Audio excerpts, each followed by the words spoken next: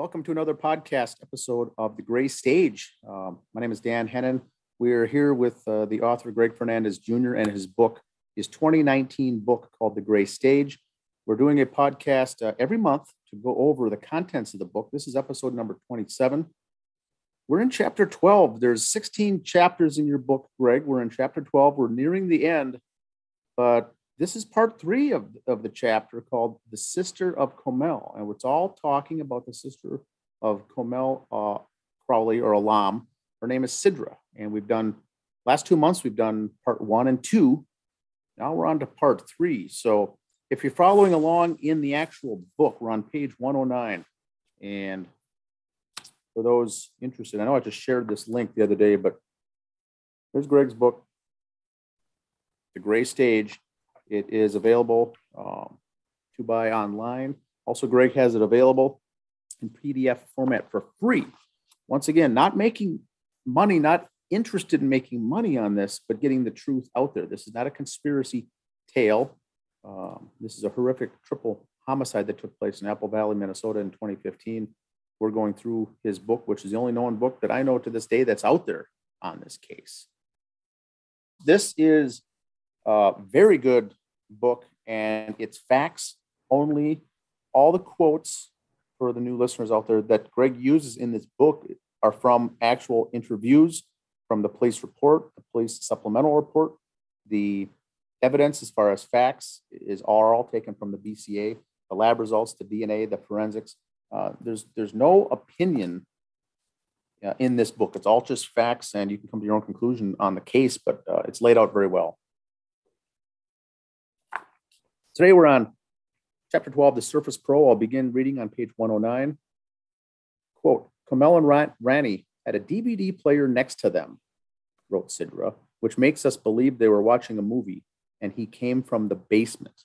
And now she's referring to David because she still thinks David did this. So she thinks that David, Komel's husband, came from the basement. The DVD player was later described as the Surface Pro seen in the crime scene photo. So that's a laptop. It's more of maybe a tablet laptop. It's a computer. So it's not a DVD player, but you can play DVDs on it. You can stream. It's a Microsoft Surface Pro.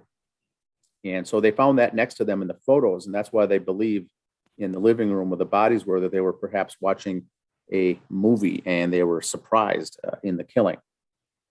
But Sidrah goes on to say that, quote, my sister wrote down her feelings on her Surface Pro, end quote. Sidrah explained to me, if I can get into it, I can solve exactly why David did this and put an end to all these questions everyone has. She had a diary. So that's very interesting. Surface Pro, she was putting down everything in a diary, allegedly online in electronic format, on the Surface Pro. She also thinks they were watching a movie. And we've gotten into this before, Greg, that if they were watching a movie, it would have been a streaming movie, perhaps on Netflix. And the police could have gone back to Netflix to that very account and done a time lapse log or a time log to see who was watching what time did the movie cut out, what time did the movie start. This would help identify the timeline. And to this day, we don't think they've ever done that. We don't even have proof they were watching anything. There was still no proof to say they were watching a movie or streaming anything. That's true, because if you look at the photos that we have, the Surface Pro is closed. So that would make sense. I think you're absolutely right. If there was a way to see, okay, who was watching it when, at what time, yeah, that may help, because what Sidrah kind of thinks is they were watching it. David comes up, shoots them, and somehow that causes the Surface Pro to close. Now, fall down from an open position that it was in, alleging they were watching a movie, to ending up falling against the couch in a closed position. Correct. Gotcha. Now, this diary will be pretty interesting because I think at the time, this was the first, we've also heard of this when you were talking with her.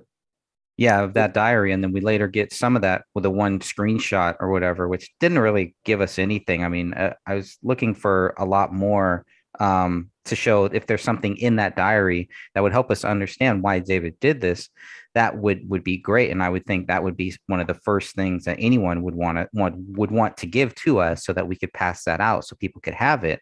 And then hopefully that would help people understand why they believe David Crowley did this. But we didn't get that. Correct. And anything we would have received, we would have pushed it out there to the public and have people draw their own conclusions. We wouldn't have been hiding anything, for instance, like that. It's true. Okay, here it is. It gets into this next thing. Continuing on, Sidrah suspected Komel and Rania were watching a movie on the Surface Pro when they were killed. She had Netflix, quote, Sidrah explained. So I'm questioning, they were watching a movie on it. And so getting back to the other thing, there was no investigation on a Netflix account. Did the Crowleys have a Netflix account at all? Did David have one? Did Komel have one? Did they have a joint account? Back then, this was 2014, most everyone had a Netflix account of some sort. Back then, there was no Hulu or TV, any kind of other streaming services years ago. This was 7 years ago, and those were not common. But did they have a Netflix account? I would still like to know, because I don't think we've ever found that information.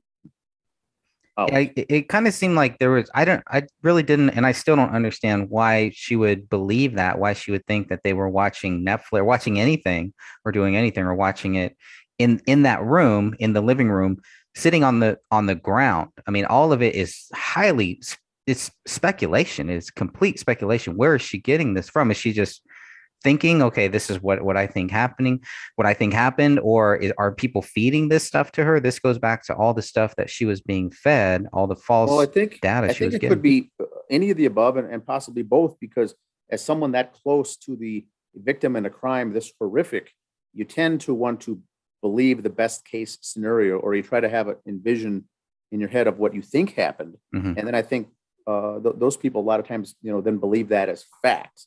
She wanted to believe they were doing something wholesome. They were watching a movie. She was sitting in her lap watching a movie on the floor. Maybe that was true. There's nothing there to support that, though. So I think in Sidrah's mind, she was getting fed a lot of things.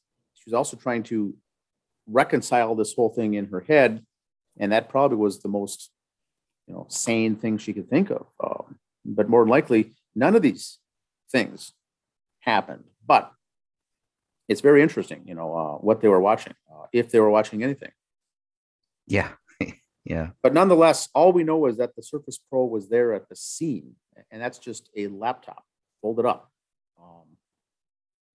Now this is different now, just for the newer folks out there. David Crowley did have his own personal MacBook Pro that was found at the scene on the kitchen island that was opened up. That's what he used to work on and send and receive emails and whatnot. But this was a Surface Pro, different than the MacBook that was mentioned on the island that he used for a computer. This was maybe something they used more for entertainment, watching movies, like you said, but it was not David's laptop. And they're small. The Surface Pros are not very big. So for one person to watch it on a Surface Pro makes a lot more sense to me than two, definitely three. It's really difficult for me to think there's 2 or 3 people watching something on a Surface Pro, but maybe. I mean, it's not saying that it's not possible. We also have to keep in mind that watching a movie on the computer or a screen like that would not have been out of the question, because there was no TVs in the house. There was no big screen TVs. There was no flat panels. They had no televisions in that house, which go back to some of the other misinformation we received, that they had to go back into the house and remove the TVs so vandals wouldn't be able to steal them. We heard a lot of the Gray State guys saying we had to get into that house to remove valuables, such as the TVs. Mason Hendricks said that exact quote. We had to remove the TVs out of the house so they wouldn't get stolen. Well, there were no TVs in that house. So yeah, the closest thing they had was the projector in the basement. I think projector in the basement, and yes, that was mounted from the ceiling in the basement, kind of set up like an entertainment zone to watch TV, watch movies. Tons of VCRs, tons of VHS movies down there for Rania to watch. So once again, were they upstairs in the middle of winter watching a movie on a Surface Book Pro? Yeah. Or were they downstairs in a warm, big, comfy couch watching that thing? Who knows? We're not here to speculate, but there are other options. We do know there was no TVs, though, in that in that house. To play this stuff out now just takes me back to what we were going through then, all the stuff that we were being told. And I'm like, wow, I still don't know. I still don't have a good answer about the Surface Pro. So I just figured, well, I'm gonna put everything we know about the Surface Pro in this one little section here. And it is good. So this happened, bodies were discovered 2015. Now we're in 2022 here in April. And this is 7 years ago. So we're getting new members, new listeners, and new people looking into this true crime case. So it's good to have these episodes like this where we can delve into the details. Continuing on, Greg says, was anything deleted from Komel's Surface Pro? ? Not without the password, Sidrah was told. She didn't think police were able to bypass the password screen and gain full access to the device. I told her there is software she could bypass. She could buy to actually bypass the password and break into the computer. I was a little surprised that police told her they couldn't get in past the password screen of the Surface Pro. So tell me a little more about that, Greg, as we turn the page. So this, I mean, when we're looking at, first we have to look at the difference between Microsoft, because of Microsoft stuff you can hack into very easily. There's software out there where you can basically crack into any password. I don't believe that the police could not access this Surface Pro at all. At some point, they had to have had access to the Surface Pro. And I think later on they may have gotten that. But for her not to know that and not to, I mean, I don't expect her to know about the tech stuff, but anyone who knows anything a little bit about tech, who has worked in the tech field, knows how easy it would be to crack that data, at least to get that data if you can't get into the actual Surface Pro. And it sounds like too, that was the speculation. That wasn't just hearsay, because the next quote was, quote, police couldn't without risking losing the information, end quote. Sidrah responded on the top of page 10. And there's a couple photos there that show the Surface Pro. So they told her, or she alluded to the fact that they couldn't get in because that's what the police or the detectives told her. That we couldn't get into the Surface Pro. Now, and they do mention that, the police do mention that in some of their data, but they were more talking about David's data than this actual Surface Pro. So I get what she's talking about, but David's data was on a Mac, so it's Apple. It's a little bit different. So again, this all just sounds like stuff that people are telling her, the police, Gummert, because if her and Gummert are, that's she's communicating with Gummert and whatever, we go back and forth on whether he was communicating with just her, but he was basically telling her things. So hopefully everything that she's saying is not coming from these Gray State goons. It should be coming from Gummert. And even then, the stuff that she's being told, if that's true, is still a little troubling. It's a little troubling, the things that she's being told.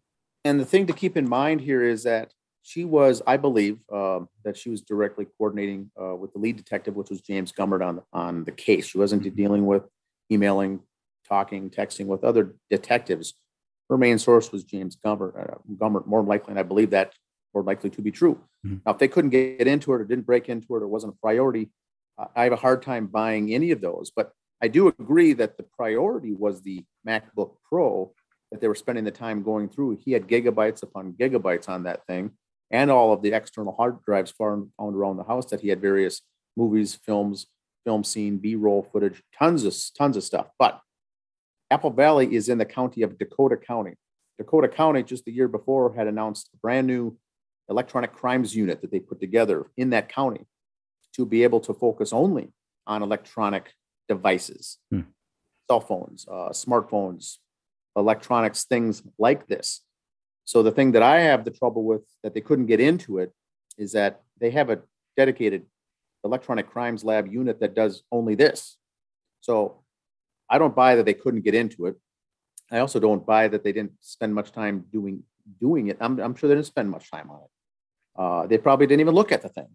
And so that to me, just my opinion now, is not good due diligence on the police department, whether it's the detectives doing the investigation, whether it's to the Dakota County electronic crimes unit themselves, or maybe they wanted to do it and they didn't get the green light to get the approval to do it and spend more time on it, resulting in a much larger bill that the city would have had to pay for this investigation. So not being able to get into it, I don't buy that. They would have easily been able to get into it, but this is Sidrah's response, is what she said. So I don't know what that means, but Right. yes, there's software out there to track, to get into it, and police would have at their disposal would have had all these things.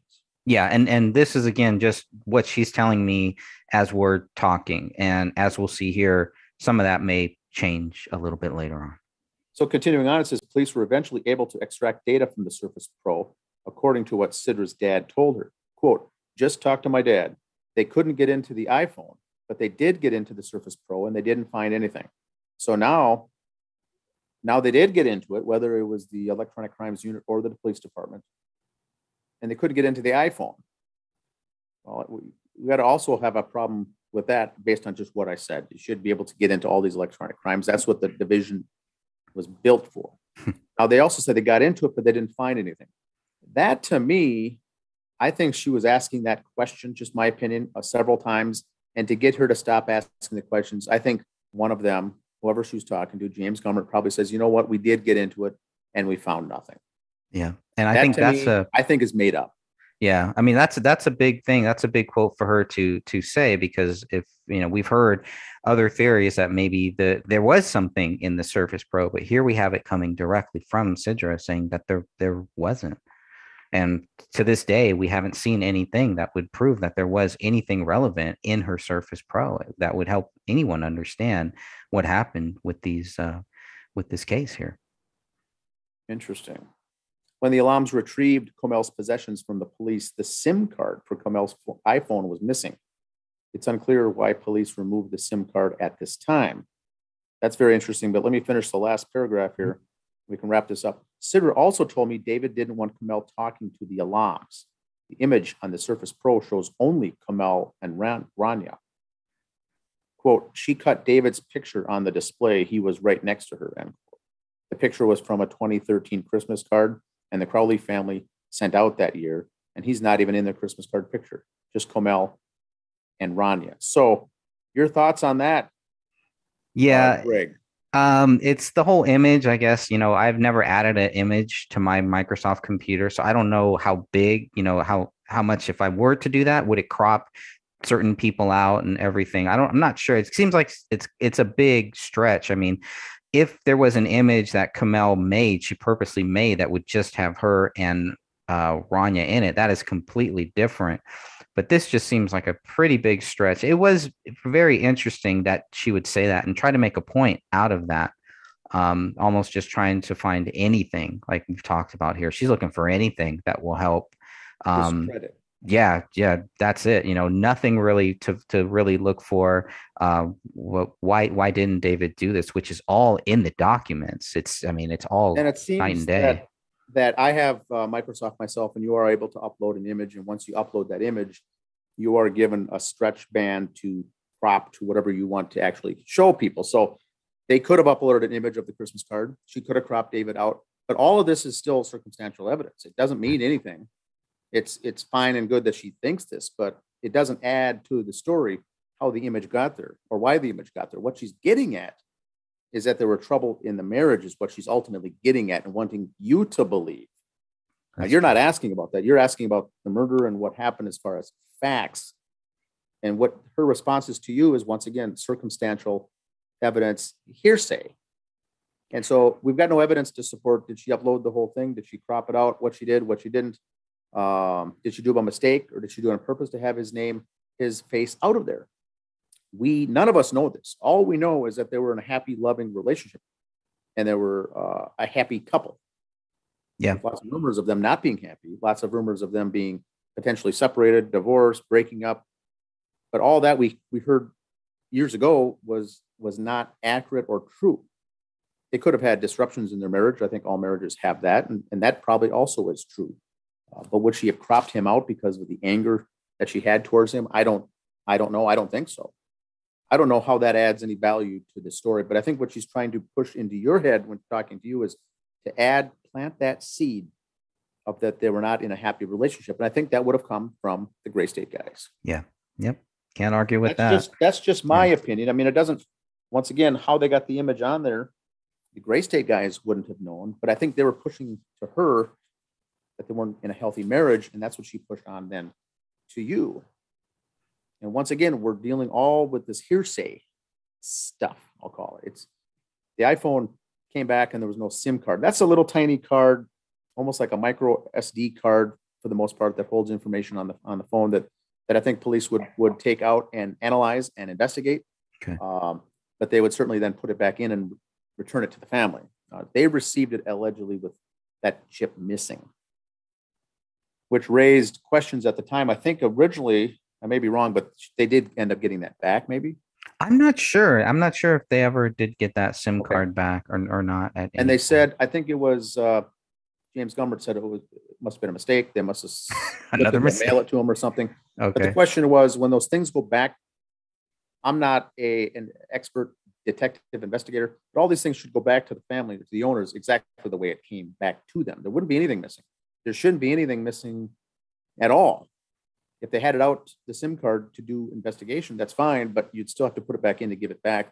The likelihood of something like that being forgotten or skipped is because the chain of custody, all of that is logged in very good detail. Who's got what and who's doing what at what time in the chain of custody log. And then they mail it all back, or they go pick it up, or whatever they did. All of it would be right there. So I have a problem with the SIM card missing, whether or not they got it back eventually or not. That should not be missing from the phone. Not that they're doing anything illegal or wrong or malicious, but once again, it points back to that crack investigation that folks allege that these are not top flight investigators, which I think there's credit to that. So that wraps up that section of it. Now, she also says that David wasn't talking to the alarms. I don't think there's any truth to that either.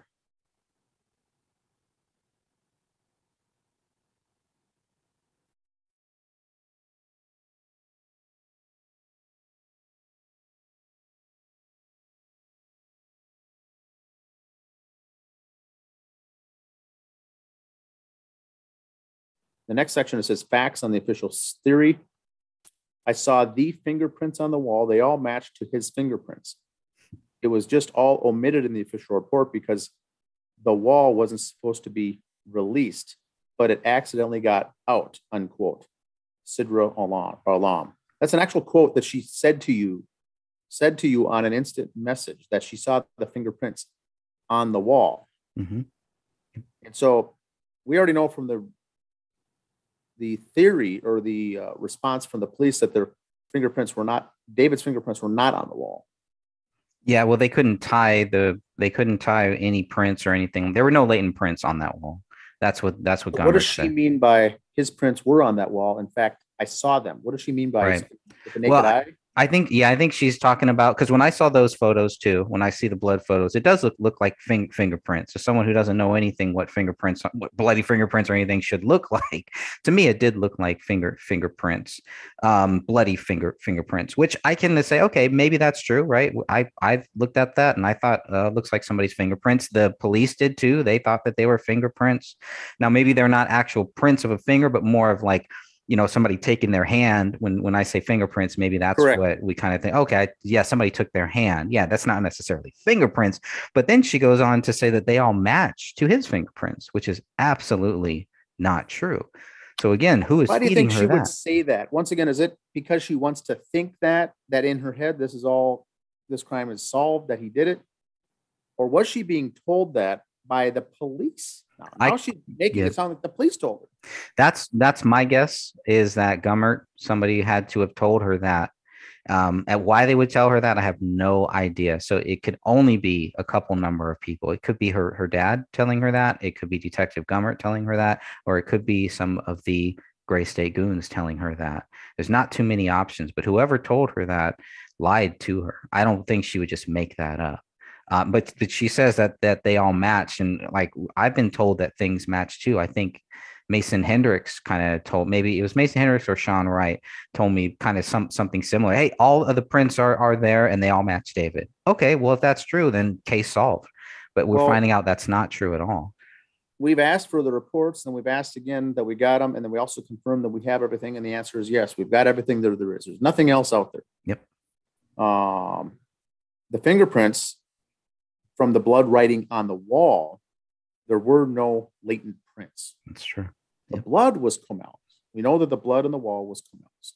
Whoever did this used her blood. That I think we can all agree on, but we don't know who wrote on the wall. If it was with a bare hand and it's got smeared, that's true. If it was a bare hand and there just were no prints to be picked up on, maybe. If it was like latex glove, more than likely, I think that was probably the case. Someone used a glove with this, but even if it was hand with no glove, nothing over it, there were no fingerprints. They weren't tied to David. They weren't David's. There were no fingerprints. So what she's saying here is a lie, whether she's saying it on purpose or whether it's being fed, is that there was nothing matched. Whether Mason Hendricks said everything matched to David, other things may have matched to David, but the blood writing on the wall does not. We've read the report. There's no other reports. Investigators said that there were no fingerprints on that wall, no latent prints, and they couldn't tell who did it. Now, would David's fingerprints be on the wall itself? I think they would. He owned the house. The couch was up there next to it. I'm sure he would have painted it and hung up things on the wall. His fingerprints was more than likely all over that. But the point of this statement is that she says that they matched. She said that they said they matched David's. That is an incorrect statement, right? That's right. Okay. That's right. And then she also said it wasn't supposed to be released because it accidentally got out. That part is true. The original statement had nothing, when the case came out, had nothing on the Quran writing, nothing on the open or bow to Allah and the Quran. Those three things were all omitted from the original story because they requested that. And she's trying to, I think, blame it on that by saying this stuff didn't come out because it wasn't supposed to come out. But when it did, it wasn't mentioned. Unless, so she said this then before. What, do you know the timing on when she made this statement to you, Greg? This would have definitely been after the DNA results and after all of those documents came out. Maybe not the Fox 9, yeah, the Tom Lydon report, everything. Right. I don't think we had the DNA documents, the latent prints and all that stuff at that point, because this would have been 2016-ish. Okay. So there was a lot of stuff that we didn't have. And that's another reason why it was very important to kind of document this. She may not have looked at that stuff. I don't know. And once again, this could be what she actually thinks and what was in her head. So it kind of falls into that misinfo or disinfo at that point. Right now, looking back, we know that it's an outright lie. The question is, was it intentional or not back then, right, when she made this comment? This is Greg now saying, I asked Sidrah when she first believed the official theory and why. She says, when me and my husband and my dad did our own research, when I went to Minnesota, it was an eye-opener. Facts are what made me believe the official story. I just want everyone to know we're not stupid. We spent countless sleepless nights putting everything together. It would be so much easier to just blame this on someone else rather than David, but sadly, he is the reason why my niece and sister aren't alive today. I honestly was numb in the beginning and didn't know what to believe until we got our facts and did our own research. End quote. You have a very good question, Greg, on the bottom of page 111 that says, what are these facts she kept talking about? Yeah, because they weren't matching. A lot of things packaged in that comment, right? Yeah, go for it. She she said it would be easier to blame it on someone other than David. Yes, I agree with that. She said David is the reason that their sister and niece aren't there today. I believe indirectly that is probably a correct statement. If they were killed over the script or killed because of the money or killed because of the project, indirectly, I think that statement is correct. She's trying to make it sound like he directly is the reason that they're gone. Right. That I don't buy at all. She also wants to go out of her way to know everyone that we're not stupid. So I think part of this is anger that she has had, that she's also letting it spill out to you by saying, we're not idiots. We know what's going on. But that's still not the case. I'm really looking forward, Greg, to Sidrah in a couple of years here as this case goes on. And hopefully when her eyes will open up to see some of this and maybe contact us back and get thoughts. But this is still very raw. She's still very upset that people are sitting back making fun of the family. Right. And I don't agree with that, but the stuff that she has said, I think that she brought a lot of that on herself by some of the statements that she did make. But they did come up. They did do their own research. They did come up to Minnesota.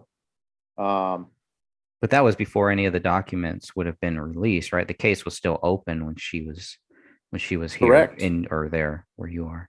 And then she said, I was honestly numb in the beginning. I didn't know what to believe. I believe that 100%. And that's someone raw, that close to a homicide victim. They would. But then she said, we did get the facts. And then we also did our own research. And now we know the answer. Well, that's a great question, Greg, because what are these? What are these things that she was told were facts? May or may not have been, but like we've even asked her, share them with us. Share them.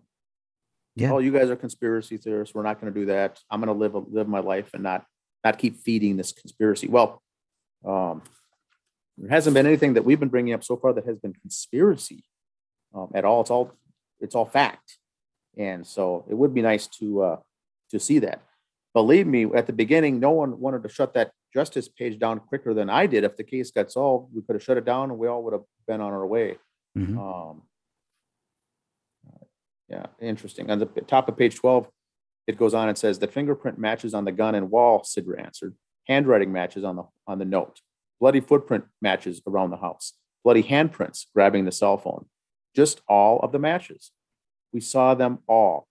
I don't know what they wrote in the police report. I never cared to read it. End quote. Now, that's very interesting, Greg. She never cared to read the police report. So where are these facts? Where is this research coming from? If it's not coming from the documents, and I totally understand why she has no idea what she's talking about. Why she really needs to go back and look at the documents. We have them. She has access to them. Go back and look at the research, look at the documents, and pretty much everything in that last paragraph is not true. Now, we know for sure the bloody footprints around the house, the footprints that were in the kitchen on the hardwood floor don't tie to David's. Those are just alleged footprints. And they deduced that they were him because he was the only adult not wearing socks. Is that correct? That's right. So they never tied to that unless there's a document out there that shows they did some testing and that tied to him. I've never seen it. You've never seen it. They don't mention it. They don't mention those prints really. And she said that she's seen all these. She's seen all the evidence. So that's, I think, for those watching this episode is where we're stuck on is if we have all the information for the case and police agree that we have everything. She said she's seen it all, but nothing's ever been written. There's no BCA crime lab doing the lab work that there should have been lab work done to confirm these things, which we would have received. There is nothing. Bloody handprints grabbing the cell phone. I don't know.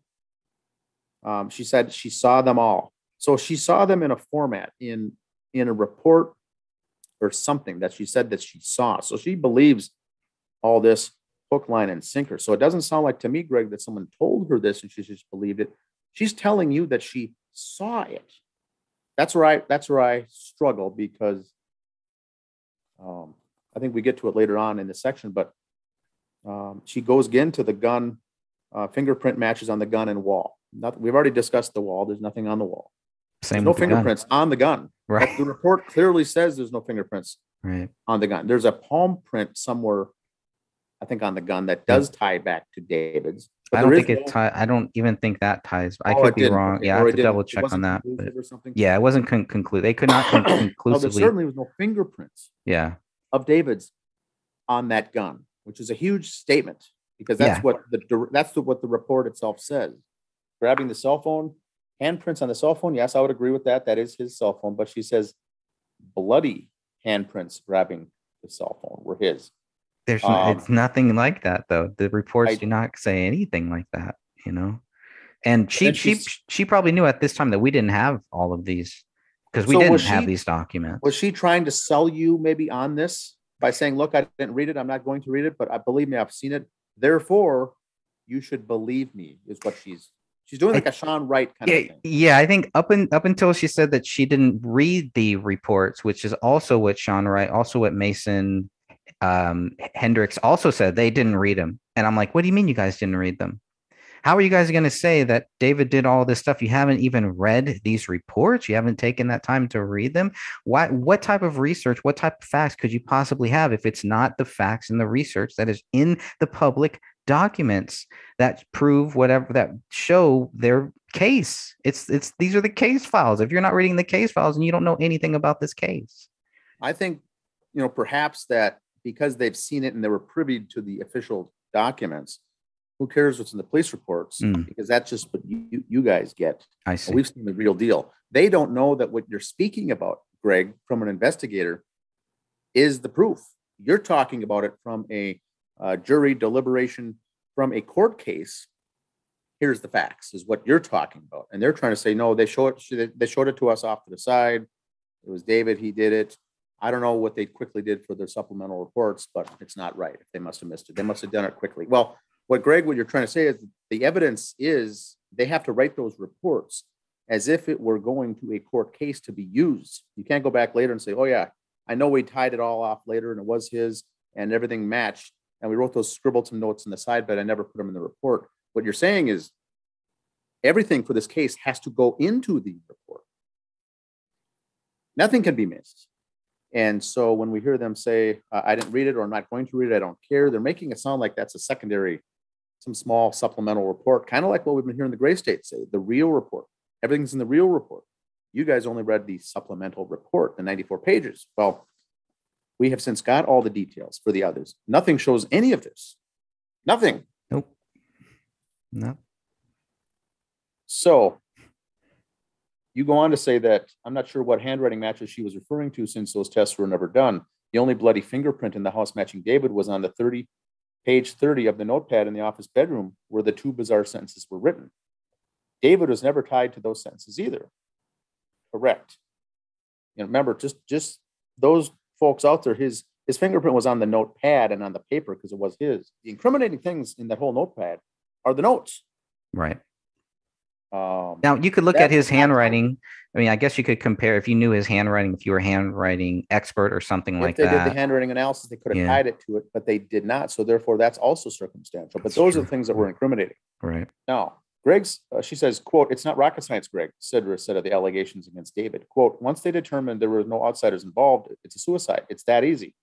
You said, how could they quickly determine that, you asked? Well, so let's stop right there before the next thing is, what she's trying to say is that once they proved that there was no forced entry and no one else was in the home, it could only have been David, is what she's saying. So once again, she's justifying in her head, no one else was there. There was no breaking and entering. There were no bad guys in that house. Therefore, it had to be David. Well, if that's true, that could be the case. We know that it's not, but she's saying it's not. Now she's putting you down. It's not rocket science, Greg. Once they determined that there was no outsiders involved, it had to be a suicide. It's that easy. So I think that could have been something that police said to her, and she just parroted that statement, because police would have told her, they knew, I think, by this time that she was going to believe everything they said. So they could have said, yeah, we looked at the Surface Pro, nothing in it. No one got in the house, no breaking and entering. It had to have been David. Okay, sounds good. Hang up. Goodbye. I think that's how easy they had it with Sidrah, because she was just taking everything as gospel, what they were telling her. She was never asking additional questions. She was not asking the hard-hitting questions. She was not asking the follow-up questions to drill down further in the case to Gummer. She was just asking questions. She was answering, and that was it. That kind of plays on her naive at that age. And I think Gummer knew that as well. They weren't going to cause him going to ruffle any feathers, because she was believing everything he was saying. Yeah. I think they were kind of stalling, because remember, it was her dad who actually told her that there was nothing found in the Surface Pro, and that was later. That was maybe, but I mean, Gummert never said that. So it seems like there were some things either they just didn't tell her, or they were kind of stalling on, et cetera, et cetera. But I mean, think so. I mean, of course, it's not rocket science, but where she says, once they determined there were no outsiders involved, it's a suicide. Okay, I can agree with that, but we know that there were outsiders involved, because there is DNA, someone else's DNA there. So if she has not looked at the DNA in this point, and I'll let you read on, because this is going to be very, very telling. If she has not read anything about the DNA, then okay, maybe she doesn't know. If you're looking at the DNA, if you've seen the DNA results, then you should know better that there was unknown sources, at least two or more unknown sources in two different places. And that's very, very huge. She goes on to say that doors, windows, no other footprints or DNA around the house. She said, quote, she responded, they had people come out from Minneapolis Police Department bomb squads. It was a terror zone. Well, now we get more of this. But what she's saying is there was no footprints or anything. Now, I know that there was some snow, and that's what she means for footprints. In Minnesota, there's snow. If someone else was in or out of the house, there would have been footprints. Now, the sidewalk, there was no snow. If someone came in and David Crowley or his wife let someone in that they knew, there wouldn't be footprints because they would come in, park on the driveway, and come in through the sidewalk. There wouldn't be footprints. Now, people were escaping out the back. Half of that snow seemed to be gone at that point. There was some snow. There was some areas was grass coming through. Some was snow. There was not a lot of footprints in the back. There was a dog running around, messing up anything anyway. So, but then she said the Minneapolis police. So Minneapolis is the next city or two over, maybe 15, 20 minutes away. They do have a department, a bomb squad area. And so she said they were brought out as well to do some testing. Now, I don't see anything in the reports that shows that they were initiated or contacted to come out. Did you see anything with that, Greg? Nope. The only time I've heard anything about that was Hendricks. Mason Hendricks was the one who talked about the bomb squad, something like that. And that's it. So I can tell this is where he's feeding her. And she later on says that too. And I think it came up when I spoke with her friend. We did that long hour show with Komel's sister's friend, Natalie, or something. Yeah. And they're basically saying that Hendricks was the one who was really feeding them a lot of false data that they didn't realize until right before Eric Nelson's film came out. So I think this is part of that data. That could be, because we've heard that too, that somehow the killings took place, and then David booby trapped and rigged up this place with bombs and explosives, and then killed himself. This was coming not too long on the heels of that Aurora shooting theater and whatnot, when James Holmes, was arrested, and they found all this stuff in the apartment as well, that they had to bring out bomb squads and things. And Mason Hendricks would have been following those types of stories. So I think that's where he got this in. And it sounds like a copycat kind of a thing there, but there was never any truth to the bombs or explosives wired in the Crowley home or anything. There was never any truth to that. Right. But she mentions DNA. So it's like, okay, well, if you're going to mention that there was some DNA, then you must have looked at the DNA reports. So whether you didn't read the police reports, the DNA reports would be the only research that you could possibly do to see if there was or if there wasn't someone else's DNA found at that house. Unless the police just told her, hey, yeah, we found David's DNA. This sounds something more. I don't believe the police would lie about something like that.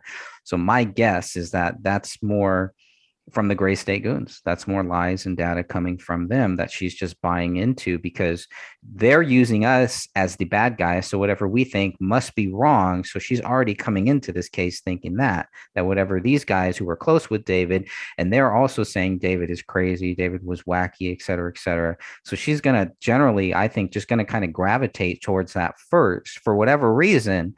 I think she wanted to look at the other side. She still had questions. And I still hope deep down in her heart that she still does have a lot of questions about those things, because of what happened. Your sister was murdered, and she was not murdered by David Crowley. Your niece was murdered, who was not murdered by David Crowley. I mean, so you have to take a second, a third look, Sidrah. It's really time. I agree. So you went on and said that, quote, but they couldn't find a bullet above their heads. I asked, if they missed that, who knows what else they may have missed. They were looking for forced entry when a door was open, end quote. The door was not open, Sidrah pointed out. The rear slider was found slightly ajar, which qualifies as an open door to me. Greg says, how do you explain David's bloody fingerprints? She asked me. The fingerprint matches were instrumental in convincing Sidrah that David was guilty. But again, there was only one bloody fingerprint tied to David. Even if they're his, you said, I responded, it doesn't prove murder. We saw them, she says. and they're all that matters at the end of the day, Sidrah responded. How does that not prove murder? It's not hard to put prints anywhere. Footprints, Sidrah asked. As we discovered later, David was never tied to the footprints in the house. Oh, yes, I forgot. We mentioned this earlier, but he was not tied to those footprints. To frame someone is pretty easy, I remind her. Footprints can be cleaned. How do you put bloody feet around the house, she asked me. I'm not sure those were his feet, I agreed, but bloody footprints do not prove murder either. So one thing I want to say here, Greg, is that she says twice, she says all over the house, bloody footprints all over the house. Now we know that there was only a couple of alleged footprints in the near the island in the kitchen on the hardwood floors, but there was no footprints on carpeting or on the rug anywhere as far as the word phrase all over the house. Right. There's no truth to that at all. And now, that's another thing that's coming she said from it or not. The photographs, we have 464 photographs of all the carpeting. Yeah. There is no finger footprints that are bloody throughout that house. So someone here is lying or giving her information. Go on. Yeah. And that's the thing is those are the things that we were hearing from these Gray State goons. Oh, they were all over the house. David's blood was everywhere. His prints were everywhere. He was fingerprints. tracking it. He was tracking it. He blah, spent blah, a blah. lot of time after the killings doing stuff in that house, and his footprints all over the house proved it, is what the stories we heard. Right. So it sounds like she's just kind of echoing what they've been telling her. And she, at this point, she has no reason to doubt what they are telling her either. I get that. I agree. You know, I mean, that's definitely going to change, but you can see how heated this gets here. And that's why I really, in the book, it really kept it at quote to quote, because now it's getting heated. I'm getting a little heated here. And I think she is too. You can see how quickly we're talking about fingerprints, and all of a sudden, then we're talking about footprints. So you can see she backs off of that fingerprint thing because there's nothing there. This is a typical thing that people who want to believe David Crowley is guilty do. When you start bringing up real facts, start bringing up real things that are in the real documents, they back away from it or they turn to something else. I've seen this for 7 years. This happens in the justice group. It doesn't really happen now. We have a lot of great members now, you know, but this was happening a lot, where you would bring up a very valid point that would pretty much say, no, his fingerprints are not there. No, his footprints are not there. And they would just move on to some other point, a much more milder point. They would switch to the footprints in the back. Well, there's no footprints in the snow. It's like that has nothing to do with it. Whether there's anyone's footprints in the snow, that to me is like, it has nothing to do with how that would help prove or unprove or disprove David Crowley is guilty or anything. Even the fact that we're sitting here, that I'm going back and forth with her about fingerprints, about footprints. If his fingerprint is on this, that doesn't necessarily prove murder, because there's so many other things that could have happened. Why his fingerprint is there, and if it's only one fingerprint, that's pretty suspect too, because there shouldn't just be one fingerprint that they can tie David to in the actual notebook. It should be all of them. There's no reason. How do they? Because there's I think it's in the 400. It's one of the big documents, one of the BCA documents. I think the 485 one, the last one that we got, the big, huge document. And there are a lot of great close-ups. They're Xerox, they're in black and white, but you can see there are tons of fingerprints that they did find. All of those should match to David Crowley, all of them. I don't know if they do or not. But yeah, you make a good point, Greg, by saying even if it does, let's say they took the fingerprints and the footprints and they were his, it doesn't prove murder. So a situation here is for someone not following cases like this, is if a group of bad guys came in and shot your wife and child in front of you and then forced you to write a note on the computer with blood on your hands, track around the house in their blood with no socks on, and use the computer, use the pen, write a note. All these things that we saw here, if that was a gun held to your head to do these such things, you would have footprints, fingerprints, palm prints, all these things, but she just listed. And if someone then kills you and they leave, that still does not prove the murder. So that's what you're saying. If tests were done and they were David's, that's fine. Yeah. It still doesn't prove murder. They may have been his. We're saying that the tests were done and there's one fingerprint in the house. Tests were done. There was no test done on the feet. There were none of these things tied to David Crowley. But if they did, it still doesn't prove murder. We're trying to prove a murder case. Yeah, Komel's blood could have been there before Komel died. Just because there's blood doesn't mean that on David's hand. If he's cradling her, if they're both hurt, if they're both hit with something and they're both bleeding and he's cradling her and then he's forced to go into this room and write this note thinking, okay, if you write that you put your fingerprints here or whatever, it doesn't also necessarily mean that any of them had died Right. at that point. And she's thinking that if any of these tied to David, he did it. And what you're simply saying is they may have been, it could have been planted. We don't know what happened. Even so, it doesn't prove murder. Right. You're at that next level, and she's back here playing checkers, and you're playing chess. And I don't think she knows the difference between the two. Hopefully, that she will one day and come back and start asking these questions. Hopefully, she'll go through this book, and this will potentially change her life. That's what we're hoping, anyway.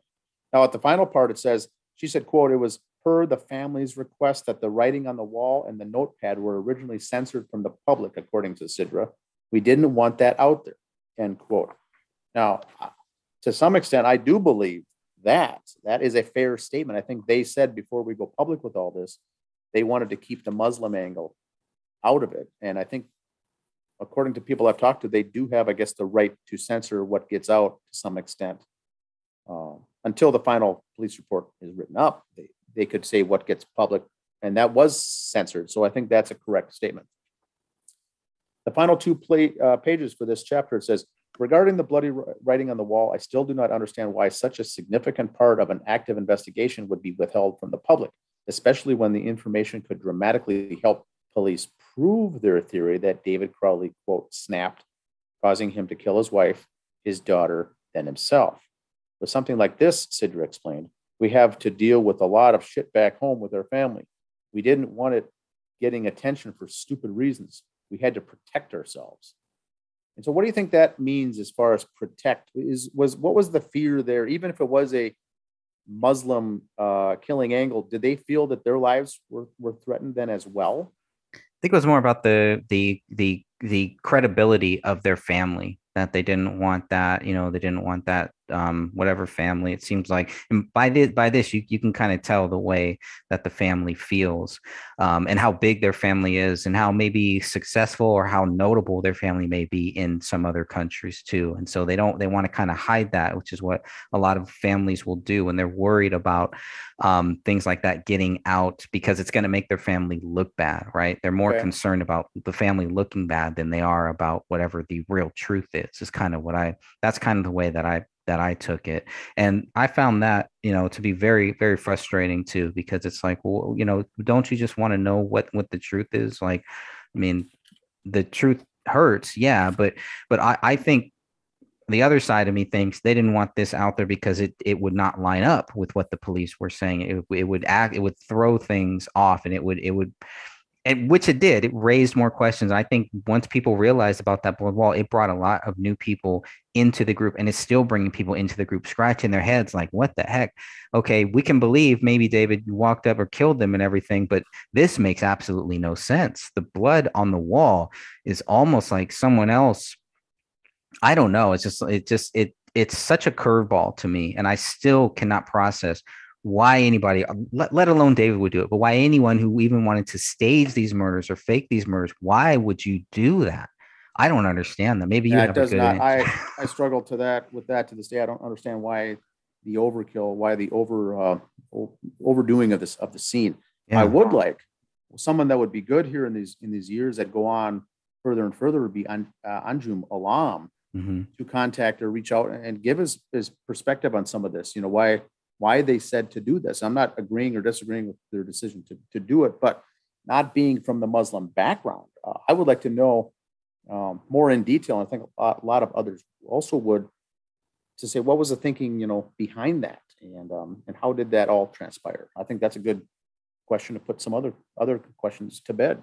Yeah, I would also wonder if that's legal too. If what they wanted to do was actually legal in that state, in your guys' state there, because as far as I know, it's not. You can't hide stuff like that. Interesting. So we're in Minnesota here. The Alams are in Texas, and so when they were talking with them long distance, because they didn't come up for the various interviews and whatnot off the bat, they did make the Alams the recommendation from Texas. to say, look, don't bring that kind of information out in the public. And Officer Gummert and his staff didn't bring it up. I don't even know if that's legal or not. Like you're saying, that's another good question. Yeah, and then Tom Lydon gets it, and that's pretty much it. And then it's and Tom pretty much Lydon out there. Broke the whole story open. He did. Muslim. Yeah, he did. Yeah. Which is that's another suspect thing. That's another story altogether. But that's very interesting.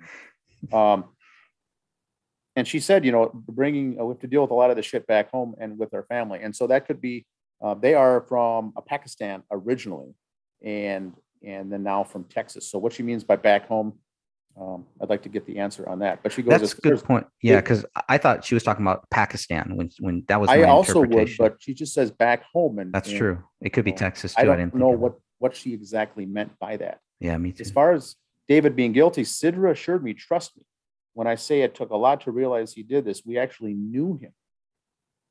Just try to be in our shoes for a minute. Realize how hard it was to actually admit he did this. Usually family is the one who doesn't want to believe something like this, like that, and then others give you a reality check. But we actually believe it, so you don't think that's saying a lot, end quote. So basically, they're coming to the conclusion that he did it. And sometimes what she's saying is, in the end, sometimes we're the ones who find out last what's really going on.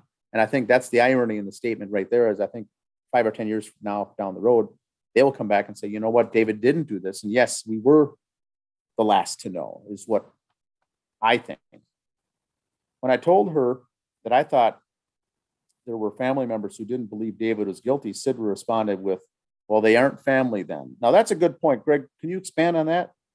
Yeah, I don't want to get into it too deeply, but at some point we were contacted by family members who did also think that David Crowley was not guilty, and I'd rather not say which side. But this is from Crowley and Alam's family, both, right? Right. Was she meaning both sides or just the Alam family? I'm not sure. I'm not sure whether she did. I didn't really push it. And I didn't say, from David's side or from your side or anything like that. But we were contacted by people from both sides who there were both sides that thought there's something else going on here. And she's saying they're not family then. And I don't think that means, we're disowning them, or she's saying, well, you're not listening to the right family. They're spoofing you, if that's the case. If they say guess, yeah, maybe they were people acting like they were family or something like. Maybe that's what she means. Interesting. But it's this anger, I think, that she has there, which is fine. I can understand the anger, but if the anger isn't backed up with facts, I think that's where I was very frustrated with her, is the fact, and especially after the more documents that we got, the more frustrated I became with her. Because it was like, man, all the documents are saying one thing and you're believing something completely different. Just please look at these documents and you can see something totally different. So I hope at least one day she will take the time to read this book. She may get something out of it that she does not watch these videos and break it down a little yeah, further. Yes, it'll be hard to go through it, but as a form of therapy or something, it may help to just get some of this stuff. I would hope so. Out. We're on your side, Sidrah. We're on your side here. We're not against you, but yes, being played, it's frustrating to us to see you being played as a victim, sister of a victim, and an aunt. No, Sidrah wrote this. I pray God guides you in the right direction. Don't focus too much in small details. You'll get yourself tangled in a mess you can't get out of. I say that from experience. Try to see the bigger picture with a clear mind, pray about it, and then forget about it. God will guide you to the truth. That's what I did, and I'm at peace. Very interesting. Yeah. And then it goes on to say that the big picture for me, you responded, Greg, is that there is an accusation that was made far too prematurely. 1 year after being promised we'll get to the truth, I find I have not. Many things have happened after the murders were strange too. Well, she says, I hope you find what you're looking for. Sidrah told me as our conversation came to an end, my job was to let you know that I have seen it all. I wish I could let everyone see what I have seen from my eyes. But it doesn't work like that. I pray for you guys to see the light often. End quote. What do you think that is referring to her, you and me now? This is that hopefully one day we'll see the light? Yeah. It's discrediting in nature the way she's talking. It's demeaning that one day you'll see the light, meaning I know it all. And you guys are a little lagging behind is what I think. That's how it's coming off to me. Yeah.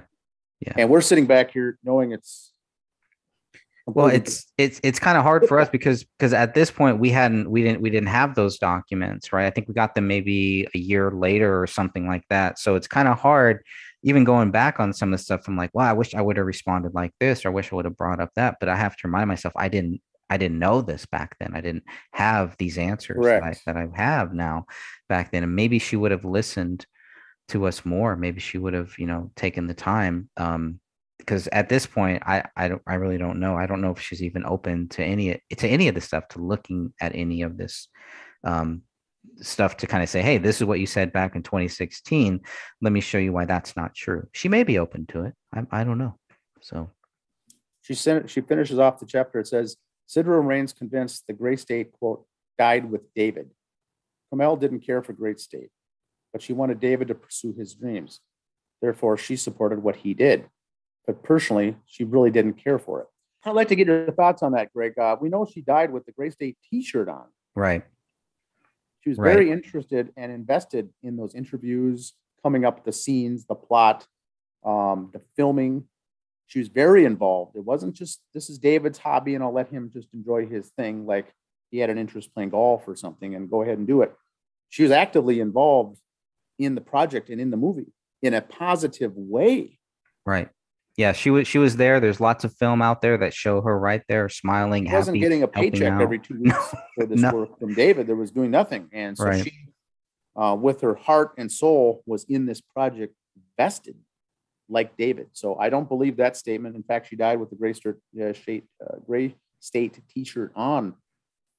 So she was very interested in seeing this. She said right here, she didn't really care for it. I don't buy that. The only person who wants to push this forward is Danny Mason. No one else. Trust me, it's not going to go forward.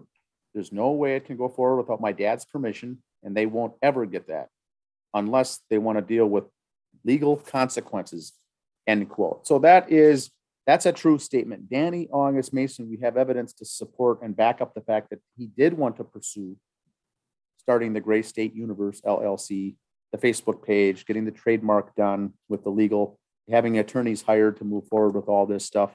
That's a fact. Yeah, but I don't think he was the only one, though. I think that's where she gets it right, and that also shows who is feeding her data. You can guess what she's getting fed and believing is that it's him and him only. But there was a group doing this forward. He wasn't just going.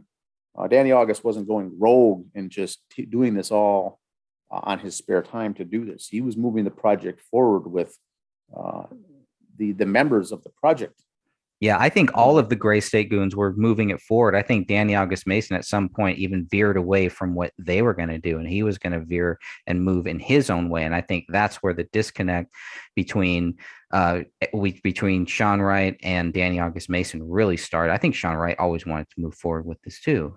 I think a lot of those guys, the 3 or 4 Gray State Goons, they all wanted to move forward with it too. I think so because once again, that's the motive, the value, the script. The only thing that had value was the script. Right. The company wanted to sign a $30 million deal, all because of that script. The company, in my mind, the project was worth $30 million.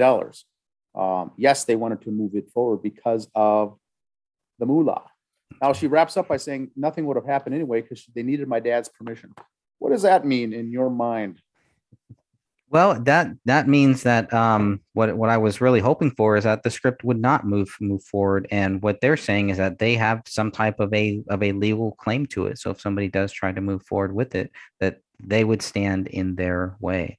That's a huge statement. David's family, the Crowleys, also have the equal claim like that to also shut it down? I would think so. I would think so, to either shut it down or to move it forward. I think that's why you have some of these Gray State Goons who tried to create this bubble around David's dad and David's brother to try to smooth him, to try to make us look like these villains, these really bad guys, while at the same time they're just basically leeching off David, off of someone, that they they needed to realize that they don't own the rights to it because it's the next of kin. David and Komel are both dead. The daughter's dead. There's no next of kin left. So now it goes back to the parents of the Crowleys, which is Dan Sr. and Catherine, and Nyla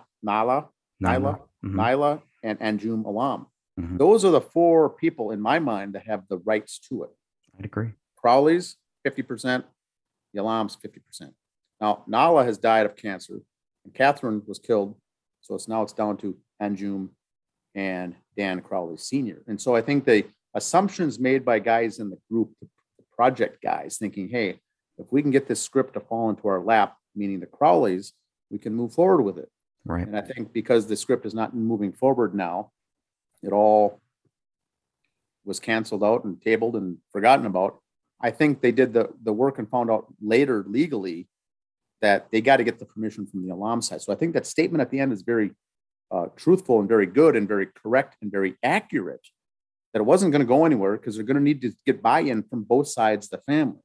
Right. Where I think the mistake was made, and they would have thought that would have been a slam dunk. And maybe that's why Mason Hendricks and the buddies brought Sidrah up to get on her good side as well, because if they would have had that battle, it would have been easier. So they were already greasing the skids, I think, with her, because they knew they would have had to get agreement from both sides. They couldn't just take the ball and run with it. And that's why I think they all became such good friends, lovey-dovey, with Sidrah. And then later, when they found out nothing was going to move forward with it, is when they pushed her aside, and she pushed them aside and said, you guys are the idiots, and has cut off all ties with those guys now as well, because they were using her as a pawn in this much larger chess game that was going on behind the scenes with the script. Perfectly well, hopefully said. they will watch this one day, but that's the end of the chapter for today, Greg. Yeah, that's it. Yeah, and Sidrah is always welcome if she ever wants to leave any comments, if she ever just wants to make a public statement. If she ever wants to come back on, we would love to have you back on and just to kind of get your thoughts on this. If I got something wrong, please let us know. I'd love to correct that. I'd love to talk about that. And I just hope you'll keep an open mind towards the fact that there is someone who did murder your sister and murdered your niece and murdered David Crowley, who I know that you do love or did love at some point. And it was not David Crowley. David Crowley did not do this. So please reconsider helping us, really find out who really did do this and then why. And let's help get some real justice here. The power is in your guys' hands. You can always reach out to us on social media anonymously as well, or privately. Yep. We are still always here, always interested in moving this case forward. Thanks again for your time, Greg. Thank you, my friend. Until next month. See you then. See ya. George Orwell once said that in a time of deceit, telling the truth is a revolutionary act. Oh, how those words were only whispered when he first said it, but it's a trumpet blaring through a megaphone today. So are you ready to take a journey down a labyrinth of twists, turns, and dead ends as we seek out Wonderland? Join me every weekend for investigative live streams at twitch.tv/Strange Investigations. Interested in more organized and detailed content about the hard truths of the world? Then check out my content on YouTube by searching out William Rail or Strange Investigations, on Rumble, BitChute, and Odyssey by searching Strange Investigations. Lastly, if quick and easily digestible content is more your speed, you just can't get enough of my content. Check out my content on TikTok at Strange Investigations 1.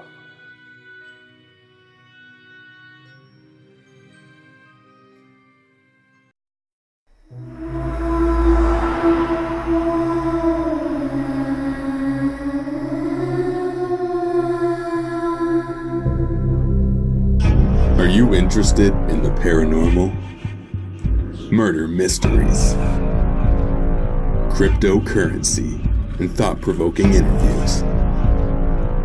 Then check out Crypt Rick's I've Been Thinking on YouTube, or every Monday night at 6 p.m. Eastern Standard Time. Studio A at Revolution Radio, freedomslips.com. Welcome to the Crypt.